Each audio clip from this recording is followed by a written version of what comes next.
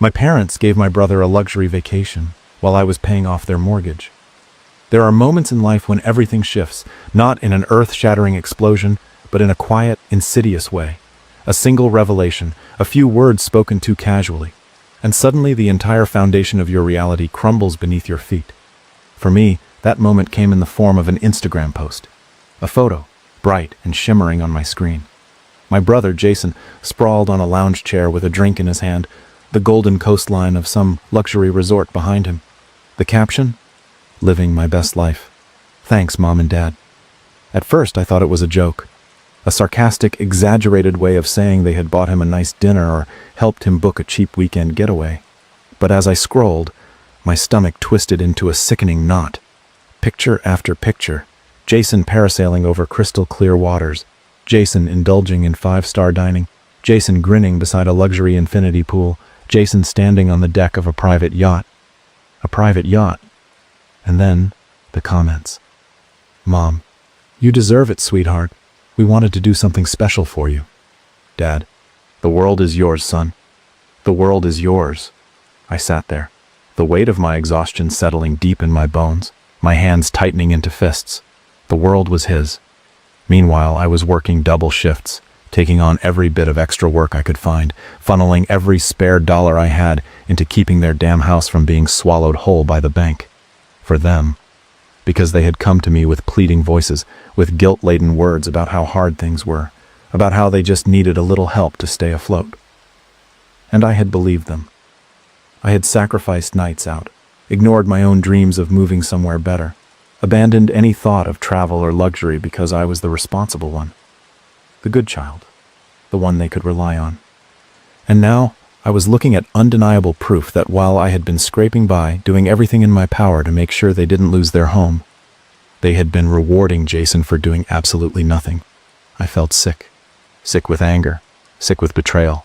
Sick with the cold, dawning realization that this wasn't just a moment of bad judgment on their part. This was who they were. This was who they had always been. The drive to my parents' house was a blur. I don't even remember parking. I don't remember opening the door or stepping inside. I just remember the way my mother's face lit up when she saw me, the way my father looked up from his seat at the kitchen table with a lazy, half smile, like nothing was wrong. Like they hadn't just spit in my face. "Oh, sweetheart," my mother chirped, wiping her hands on a kitchen towel. "This is a surprise. Are you staying for dinner?" I didn't answer. I pulled out my phone, turned the screen toward them, and held it up. The photo of Jason on the yacht, the very same one they had both gushed over online. Their smiles faltered. "What is this?" I asked, my voice disturbingly calm. My father blinked. What do you mean?" I stared at him, my expression blank. "I mean, explain to me how my brother is sipping mocktails on a private beach while I've been busting my mind paying off your mortgage." Silence. A long, unbearable silence, in which they both glanced at each other, as if trying to decide who was going to take the lead on bullshitting their way out of this. Then, my mother let out a nervous chuckle. "Oh, honey, you're making it sound worse than it is." I laughed. A short, sharp sound, devoid of humor. "Am I?" My father exhaled heavily, rubbing his temples. "Look, Jason's had a tough year." I stared at him in disbelief. "A tough year?" "He needed a break," my mother added quickly. "He was so stressed." I slammed my hand against the counter, making them both jump. "I'm stressed," I snapped. "I've been working myself into the ground while you two were funneling my money into his freaking vacation fund." "It wasn't like that," my father muttered. I let out a slow breath, trying to contain the sheer rage boiling inside me. "Then tell me," I said coldly. "Tell me exactly how it was. Tell me why you let me believe you were barely holding on, why you let me think I was saving you from losing the house, when really you were just choosing to spend that money on Jason instead." My mother's face twisted, defensive now. "You have to understand." "No," I cut in sharply. "You have to understand. I gave up everything for you. I put myself in debt. I worked every extra shift I could. I sacrificed years of my life trying to be the responsible one. And you didn't even have the decency to be honest with me." "You're blowing this out of proportion," my father muttered. Something inside me snapped. "You know what? I said, my voice eerily calm now. You're right. I am done making a big deal out of this. They both relaxed slightly, mistaking my composure for surrender. Until I added, because I'm done, period. Their heads jerked up. My mother frowned. What do you mean? I smiled, sharp and cold. I mean, you're on your own now. She blinked, as if the words didn't compute. Sweetheart. Don't sweetheart me, I cut in. Not after this. I pulled out my phone again, this time opening my banking app, scrolling to the autopay settings. With a few quick taps, I canceled every single payment I had been making on their behalf. Their mortgage? Gone. Their credit card bills? Gone. Every bit of financial support I had been giving them? Done. My mother's face paled. Wait, what are you doing? I locked my phone and slipped it back into my pocket. I'm teaching you a lesson. Panic seeped into her expression. You can't just stop. Yes, I can, I said smoothly. Just like you could have chosen not to lie to me. Just like you could have chosen not to reward Jason while I was killing myself for you. You made your choice. I tilted my head. Now I'm making mine. My father scoffed.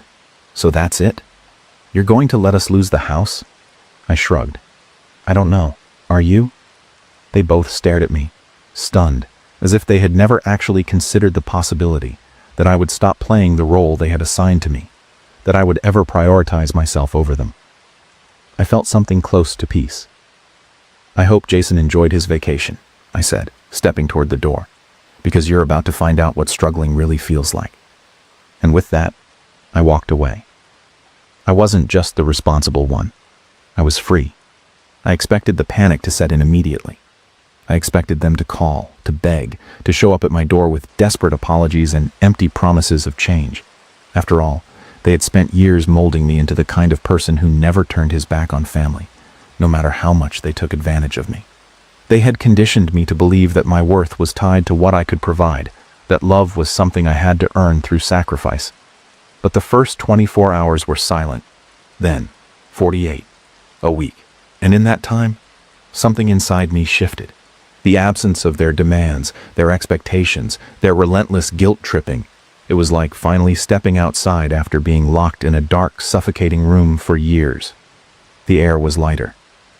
My thoughts were mine again. But deep down, I knew it wouldn't last. Because people like my parents didn't change. They waited. Waited for the moment I would break. For the moment I would come crawling back, overcome with guilt and responsibility, ready to apologize for having dared to put myself first. What they didn't understand was that, this time, I wasn't breaking. It came 10 days later. My phone buzzed while I was sitting in my apartment, enjoying a rare evening of actual peace. No work, no stress. Just me, a cheap frozen dinner, and a show I had been meaning to binge for months. I glanced at the screen. Mom. I let it ring. A few minutes later, another call. Then another. Finally, a voicemail. I took a slow breath before pressing play, bracing myself for whatever manipulation she had cooked up this time. Her voice came through the speaker, trembling. Sweetheart, please call me back. We need to talk. A pause. Then, quieter, as if she were trying to sound as pitiful as possible. I don't know why you're doing this to us. Your father and I, we're struggling. We need you. I clenched my jaw, pressing my fingers against my temple. There it was. The guilt trip. The calculated helplessness. They weren't actually sorry. They weren't acknowledging what they had done. They weren't even pretending to take responsibility. They just wanted me to fix things. I deleted the voicemail. 3 days after that, my father called. I had been expecting this one.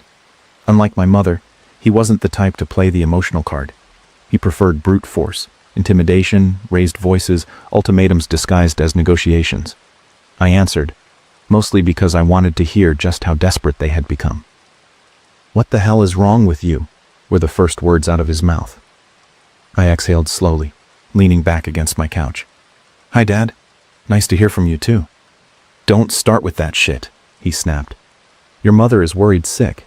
You won't answer her calls, and now we're getting letters from the bank. I let out a mock gasp. Letters? From the bank? That must be stressful.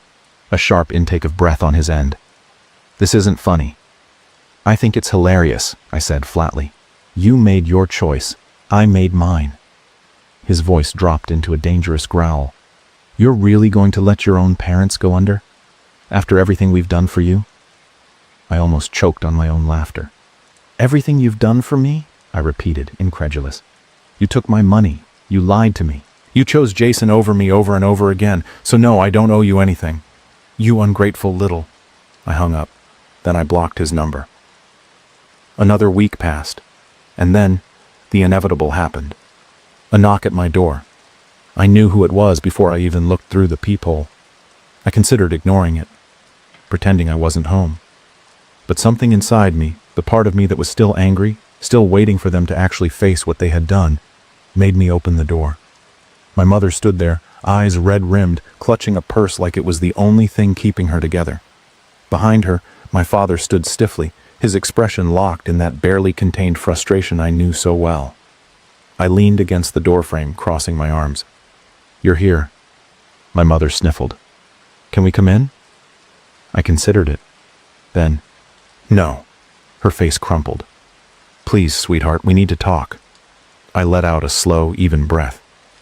"Talk, then." She glanced at my father as if waiting for him to step in.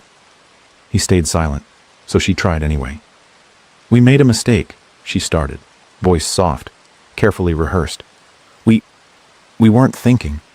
We thought Jason needed the help more than we did, and we didn't consider how that would make you feel." I tilted my head. "How it would make me feel?" She winced at my tone. "We just assumed you could handle it. You've always been so responsible." There it was, the same old excuse. I let out a bitter laugh, shaking my head. "That's not an apology, Mom. That's a justification." She reached out as if she were going to take my hand, but I stepped back. Her eyes filled with fresh tears. "What do you want from us?" I looked between her and my father, studying them. They weren't here because they wanted to make amends. They weren't here because they had truly realized their mistake. They were here because they had run out of options. They weren't sorry. They were desperate. I inhaled deeply. Then I said the words I knew they never expected to hear. "I want you to figure it out yourselves." My mother's breath hitched. "Sweetheart, please." "No," I said firmly. "I have spent my entire life sacrificing for this family. I have given up everything to clean up your messes. And you—" I exhaled sharply, my voice trembling with barely contained rage. "You rewarded Jason with a luxury vacation while I was breaking my back to keep you afloat. We thought—" "You didn't think at all." Silence. Then my father spoke. Low. Dangerous. "You're really doing this?" I met his gaze, unflinching. "Yeah, I am." I stepped back, gripping the door. "You're on your own now." And I shut the door in their faces. I expected to feel guilty. I expected the weight of years of obligation to press down on me, to suffocate me in the way it always had. But I didn't. I felt free. No more sacrifices. No more playing the responsible one while they drained me dry. They had made their choice, and I had finally made mine. The silence lasted longer than I thought it would. After I shut the door in their faces, my parents didn't call, didn't text, didn't send guilt-laden voicemails demanding I reconsider. At first I thought it was a trick, some new form of manipulation, a game where they pretended to respect my decision just long enough for me to second-guess myself. But as the days turned into weeks, and the weeks into a full month, I realized something. They weren't staying silent because they had finally accepted responsibility. They were staying silent because they were drowning, and I wasn't there to save them. I found out through Jason. It wasn't a phone call, not after I had blocked him along with my parents. It wasn't a text either. No, Jason had never been the type to write out long, apologetic messages. That would require a level of effort he had never been willing to extend toward me. Instead, he showed up. I had just gotten home from work, kicking off my shoes, enjoying the peace of my quiet apartment, when there was a sharp knock at the door. I knew before I even opened it, and I almost didn't. But something in me, the part that still burned, still wanted answers, made me turn the handle. Jason stood there, looking more disheveled than I had ever seen him. His hair was unkempt, his clothes wrinkled, his usual smug confidence replaced by something closer to desperation. I crossed my arms. "What do you want?" He let out a harsh breath. "They're losing the house." I leaned against the doorframe, tilting my head. "Oh? Is that my problem?" His jaw clenched. "Just listen for a second, okay?" I didn't respond, because I wasn't the one who needed to talk. He sighed, rubbing his hands over his face. They thought they could figure it out, that something would, I don't know, work out for them. But it didn't. They missed payments. The bank's not giving them any more extensions. They've got 2 weeks before they're kicked out. I watched him carefully. And he hesitated. And they don't know what to do. A bitter laugh bubbled up in my throat. "They don't know what to do," I repeated, shaking my head. "That's funny, because I told them exactly what would happen." He exhaled sharply, frustration flashing across his face. "Look, I get it, all right? You're pissed. You have every right to be, but they're still our parents." That hit me the wrong way. I stepped forward, my voice cold. "Oh? Now they're our parents? When they were funneling my money into your luxury vacation, were they our parents then? When they were lying to me, taking advantage of me, choosing you over me over and over again, were they our parents then?" He flinched. "I didn't ask for that trip." I narrowed my eyes. "And yet, you sure as hell enjoyed it." Silence stretched between us. He didn't deny it. He couldn't. Because we both knew the truth. Jason had always been the favorite. He had always been the one who got handed things without question. The one whose failures were excused, whose mistakes were shrugged off while I was left carrying the weight of responsibility alone. And now, he was feeling the weight of their bad decisions. I almost pitied him. Almost. He sighed, rubbing his temple. "Look, I didn't come here to fight." "Then why did you come here?" His lips pressed together. Then, after a long pause, "They want to move in with me." I blinked. Then I laughed. A sharp, humorless sound that made his face twist with irritation. "Oh, wow," I said, shaking my head. "And let me guess, you don't want that." Jason ran a hand through his hair. "No, I don't." I smirked. "Not so fun when they're your problem, huh?" His eyes darkened. "You're enjoying this, aren't you?" I tilted my head, considering it. Not enjoying, just appreciating the irony. He exhaled sharply. "Look, I don't know what to do." I raised an eyebrow. "And you think I do?" Another beat of silence. Then, finally, Jason did something I had never once seen him do in his entire life. He lowered his head. And he said, "I'm sorry." I stared at him. Of all the things I expected him to say, that wasn't on the list. I wasn't sure how to respond.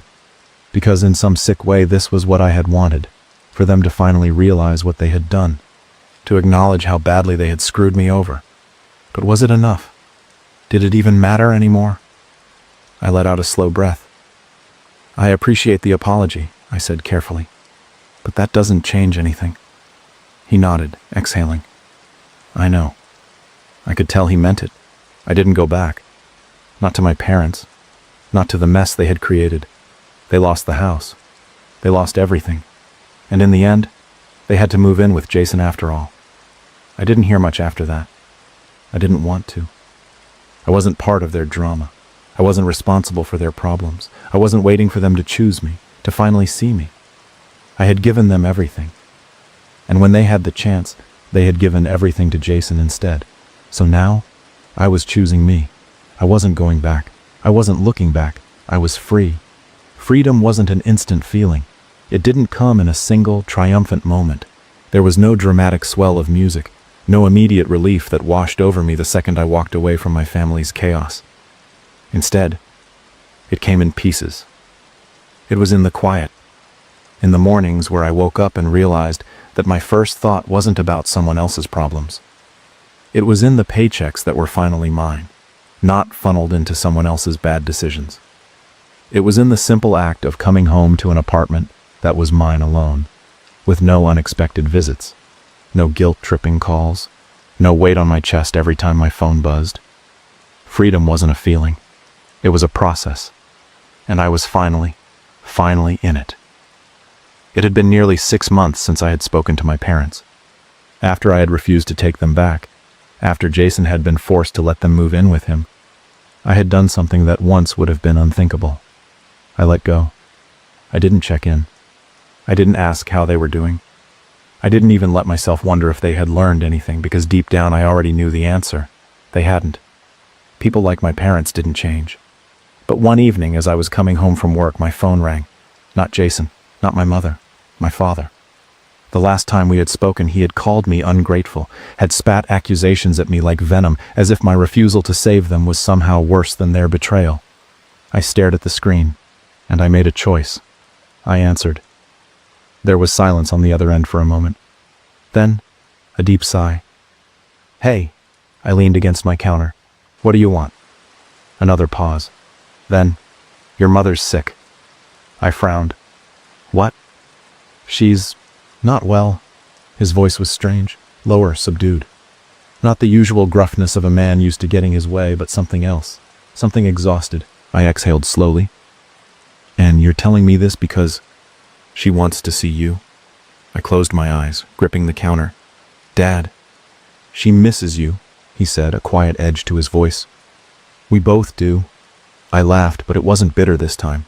Just tired. "No, you don't." He didn't argue, because he knew the truth. They hadn't missed me. They had missed what I gave them. And now, with my mother sick, with Jason already shouldering their burdens, they were reaching out to me again. Another attempt to pull me back in, another debt they expected me to pay. But I had nothing left to give. I let out a slow breath. "I hope she gets better," I said. And I meant it. "But I'm not coming back." My father inhaled sharply. "She's your mother." "And I was your child," I said quietly. "And that never stopped you from using me." Silence. For once he had nothing to say. So I gave him nothing in return. I hung up. And this time, I didn't feel anything at all. I never spoke to them again. Not because I was bitter, not because I wanted revenge, but because I was done. Completely. For good. Jason stayed in contact for a while. I think, in his own way, he was trying. Trying to be better, trying to figure out his life now that he wasn't their golden child anymore. But even that faded eventually. Not because of a fight, not because I pushed him away, but because some things just end. And that was okay. I moved forward. I built something for myself. I traveled, after years. I bought a home, not for my parents, not for anyone else, but for me. I found happiness in the simplest of things, in friendships I hadn't nurtured enough before, in nights where I could finally breathe without feeling like I was waiting for the next disaster. And I never looked back, because some people will drain you until there's nothing left. And the only way to win is to walk away, for good. And I did. My parents spent my college savings on my brother's honeymoon. Now they're begging me for money. For most of my life, I believed in a lie. I believed that my parents had my back, that they saw me, valued me, wanted me to succeed. I believed them every time they reassured me, every time they said, "Don't worry, your college is taken care of." I trusted them when they told me that while other kids would be scrambling for loans, working themselves to exhaustion just to afford an education, I wouldn't have to. Because they had planned for me, because they had saved for me. But when the time came, when I was standing at the precipice of my future, acceptance letters in hand, ready to step into the life I had worked so damn hard for, I learned the truth. The money was gone, not misplaced, not invested, not used for a necessary emergency. Gone, spent, gifted to my older brother Jason so that he and his new wife could indulge in a fantasy honeymoon, one filled with flights to private islands, stays at 5-star resorts, extravagant dinners overlooking the ocean, shopping sprees where price tags were meaningless. My parents hadn't just used my college fund to help him. They had emptied it to make sure he and his bride could celebrate their marriage in luxury. When I confronted them, when I demanded to know how they could do something so appalling, they had the audacity to brush me off. "You'll figure it out. College isn't for everyone anyway. You're smart. You'll manage on your own." That was it. That was all they had to say. No apology, no remorse, no recognition of what they had stolen from me. Just a casual dismissal, as if my future meant nothing in comparison to Jason's honeymoon pictures, as if my hard work, my ambitions, my dreams were nothing more than collateral damage in their endless quest to praise the golden child. That night, something inside me changed. I knew then that I was on my own, that I would have to claw my way forward without them, that if I wanted to escape the weight of their selfishness, I would have to carve out a path for myself with nothing but my own determination. And so I did. I took on jobs, sometimes 2 or 3 at a time. I drowned myself in student loans, scraping by on instant ramen and black coffee, sacrificing sleep just to keep my grades high enough for scholarships that barely made a dent in the mountain of debt I had been forced to take on. While Jason and his wife posted Instagram photos of their yacht trips and private helicopter rides, I worked until my hands ached, until exhaustion was a permanent state of being, until every penny was accounted for just to make rent. But I survived. And when I finally made it, when I built myself up, paid off my debts, secured a career that allowed me the kind of financial stability I had once only dreamed of, I did it alone. No help, no safety net, no family support. And that was fine, because I had made peace with the fact that I didn't have a family. Not really. Not one that cared about me anyway. Which is why years later, when my parents showed up out of nowhere, acting as if nothing had happened, I knew something was wrong. And when they finally admitted why they had come, why they were suddenly so desperate to talk to me, why they were suddenly so interested in my life after years of silence, I realized just how cruel the universe could be. Because now they were the ones struggling, and they expected me to fix it.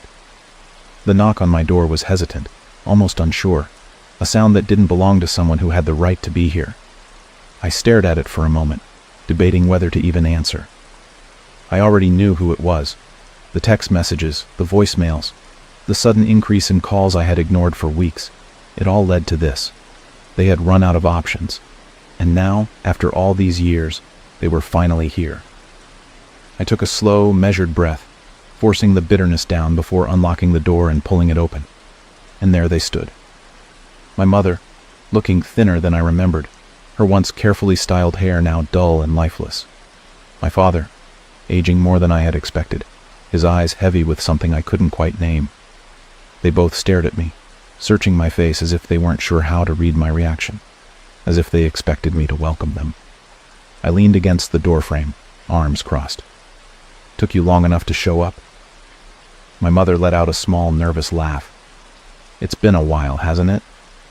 I arched an eyebrow. "Whose fault is that?" Her smile faltered.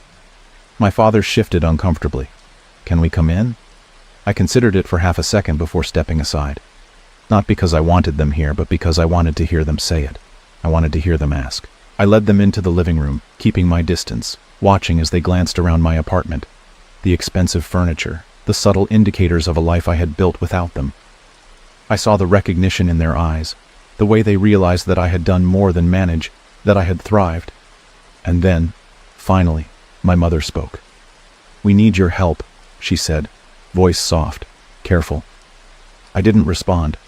I wanted to see how long she could pretend this was normal. My father sighed, rubbing a hand down his face. "We're in trouble, financially. We made some bad decisions." I tilted my head.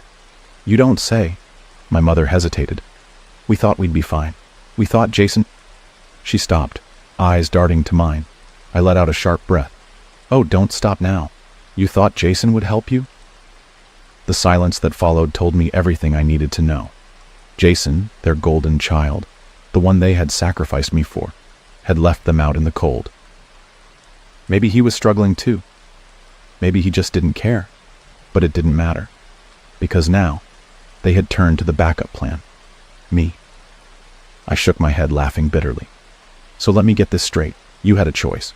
You could have used my college fund to give me a future, or you could have given Jason the honeymoon of his dreams, and you chose him. And now that you have nothing, now you suddenly care about me again." My mother's eyes glistened. "It's not like that." "It's exactly like that." My father cleared his throat, as if trying to salvage what was left of their dignity. "Look, we just need a little help. A loan, maybe.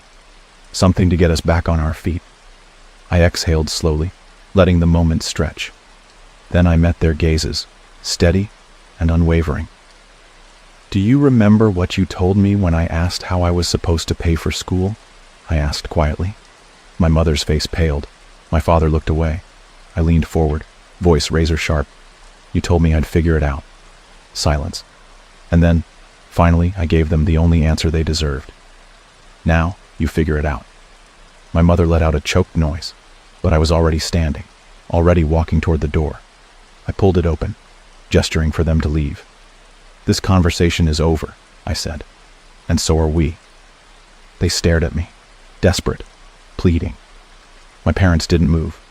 They just sat there, frozen, as if they hadn't expected this, as if the child they had discarded would still be the same person who once begged for their approval, as if, despite everything, I would fold. But I wasn't that person anymore. The silence in the room thickened, pressing down like a weight neither of them could escape. My mother's eyes flickered with desperation. Her lips parted as if she was searching for the right words, the perfect excuse, the plea that would make me care again. I watched her, waiting, knowing what was coming. "But we're family," she finally whispered. I inhaled sharply, pressing my tongue against the roof of my mouth to stop the bitter laughter threatening to escape. Family. That word had been stretched and twisted beyond meaning in our house. My father cleared his throat, his voice forced into something that sounded reasonable, calculated. "You don't have to give us money," he said carefully.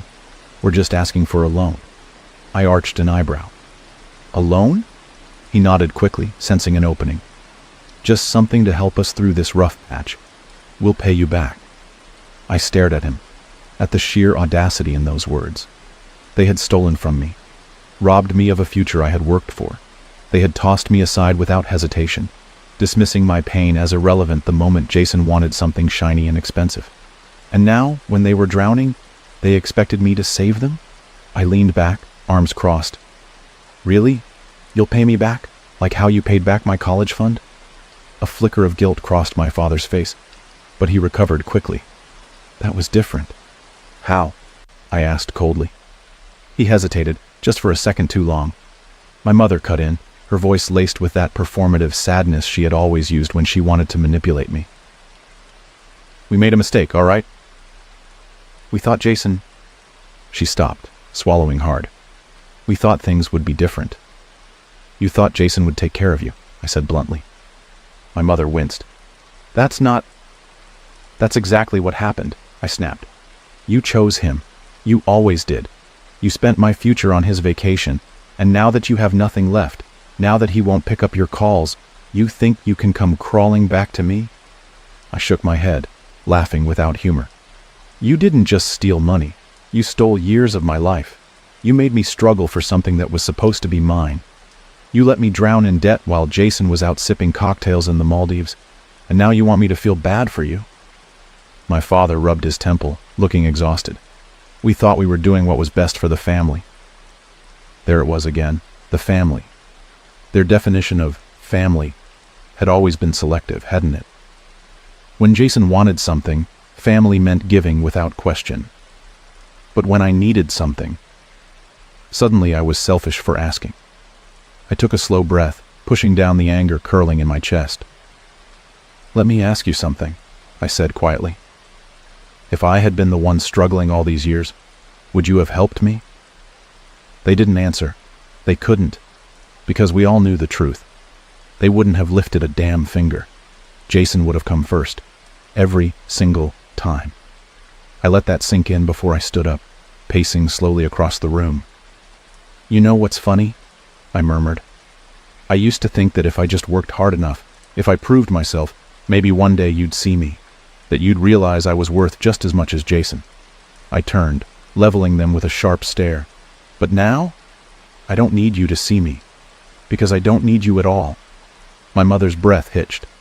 We love you." I smiled, but there was no warmth in it. "No, you love what I can do for you." She flinched like I had slapped her. My father leaned forward, his hands clasped together. "We're not asking for much, just something small to get us through the next few months. You have more than enough." More than enough. As if I had simply gotten lucky. As if my success hadn't come from breaking myself apart just to survive. I exhaled slowly. "I don't owe you anything. My mother made a soft noise, her voice trembling. "Please, we're your parents." I tilted my head. "And what does that mean exactly?" Her mouth opened, but no words came out. "Because when I needed you, that title meant nothing," I continued, my voice unwavering. "When I begged you to reconsider, when I cried, when I asked you how I was supposed to pay for school, you didn't care. You didn't hesitate to throw me away." My mother's shoulders shook. "It wasn't like that." "Wasn't it?" I countered, "because that's exactly what it felt like." She let out a choked sob, covering her mouth with her hands. My father just sat there, silent, staring at the floor as if he knew there was nothing left to say. I studied them for a moment, wondering if this was what justice was supposed to feel like, watching them break under the weight of their own choices, watching them realize, too late, that there were consequences to their selfishness. And yet, there was no satisfaction, no relief, just emptiness. I turned toward the door, gripping the handle. "You should go." My mother let out a sharp inhale. "No, please, just think about it." I shook my head. "I already have." She stood up abruptly, as if reaching for me. "Wait." I pulled the door open, stepping aside. "Go ask Jason." She flinched, her face twisting. And that was when I saw it, the realization in her eyes, the understanding that Jason wouldn't help them, that the golden child they had sacrificed everything for had already moved on, that I had been their last hope, and I had just closed the door on them. My father stood slowly, looking tired, looking old. He didn't say anything. He just placed a hand on my mother's arm, guiding her toward the exit. And just like that, they were gone. I closed the door behind them, exhaling a long breath. No more guilt. No more waiting for them to see me. No more wishing they had been different. I had fought my way to this moment. The silence after they left felt different than I expected. It wasn't triumphant. It wasn't even satisfying. It was just final. Like the last page of a book I had been forced to read my entire life, only to realize the story was never going to change. For years I had imagined this moment, confronting them, making them see what they had done to me. I thought maybe I'd feel powerful, maybe I'd feel avenged, but all I felt now was an odd, quiet relief, not because they had suffered, but because I was finally free. No more waiting for apologies that would never come. No more hoping they would wake up one day and see me the way they had always seen Jason. No more wondering if I was wrong for cutting them out. I had my answer. I wasn't wrong. I was just done. I moved through my apartment slowly, picking up my phone and scrolling through the messages I had ignored for weeks. My mother's pleading texts, my father's reluctant attempts at reconnecting. Even Jason had sent a half-hearted, "Hey, you should talk to Mom and Dad" message that I had deleted without reading all the way through. None of it mattered anymore. I sat down at my kitchen table, my fingers tapping lightly against the polished wood, the weight of the moment settling in my chest. I had spent years proving that I could do this alone, that I didn't need them, that I didn't want them. And yet, a small part of me, some quiet, wounded part, still asked the question I had buried long ago. Why wasn't I enough for them? I shook my head. No, that was the wrong question. The real question was, why did I ever think I needed to be? I had spent my entire childhood fighting for scraps of their love, their approval, their attention. But the truth was, I had never stood a chance. My role had been written long before I was old enough to understand it. Jason had always been the golden child, the one who could do no wrong, the one who deserved their sacrifices. And I had been the backup, the extra, the child who would understand. But I didn't have to understand, not anymore. 3 days passed before I got the final call. I saw my mother's name flash across the screen and almost let it go to voicemail. But something inside me, maybe curiosity, maybe closure, made me pick up. The moment I answered, I heard it in her voice. She had been crying. "Please," she whispered, her voice raw. "Please, don't do this. Don't shut us out." I exhaled slowly. "I didn't shut you out, Mom. You did that a long time ago." She let out a choked sob. "We were wrong. I know we were wrong. I just..." Her breath hitched. "We don't have anyone else." There it was. The truth, naked and desperate. They weren't sorry for what they had done. They were just afraid of being alone. I closed my eyes. Then maybe you should have thought about that before you threw me away. Silence. A long, painful silence. And then, in the quietest voice I had ever heard from her, she asked, "Is there really no way back from this?" I thought about it. I thought about all the years I had spent trying to earn their love, about all the nights I had stayed up wondering why I wasn't good enough, about the countless times I had watched Jason get everything while I was left with nothing. I thought about how easy it had been for them to dismiss me, how quickly they had justified what they did, and I realized that even if I forgave them, even if I let them back in, nothing would change. They would take from me again, and I would always be second place. I inhaled, steady and sure. "No, Mom, there's no way back." A sharp breath from the other end, a quiet broken sob, and then, click, she was gone, and this time I wasn't waiting for her to come back. I sat there for a long time staring at the phone in my hand, waiting for the regret to hit, but it never did. Instead, I felt something else. Peace. A kind of peace I hadn't known in years. The kind that came from finally letting go of something that had been dragging me down for far too long. I had spent years being the forgotten child, the one who was always left behind. But now they were the ones left behind.